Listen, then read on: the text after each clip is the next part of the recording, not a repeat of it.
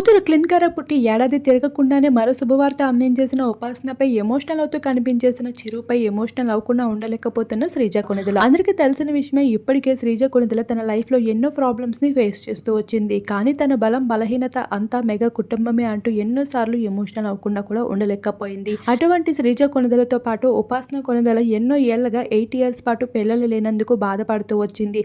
ఆ బాధ అంతా క్లిన్కర పుట్టడంతో నెరవేరుతూ కనిపించింది. ఇక క్లిన్కర అడుగుతో మెగా ఇంట అన్ని మంచి మంచి గుడ్ న్యూసెస్ అందుకుంటూ కనిపించారు.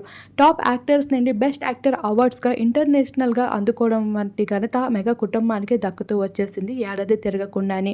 అయితే ఇప్పుడు క్లిన్కర పుట్టిన ఏడాది మారకుండానే ఉపాసన కొణిదెల మరో శుభవార్తని అందించేసింది.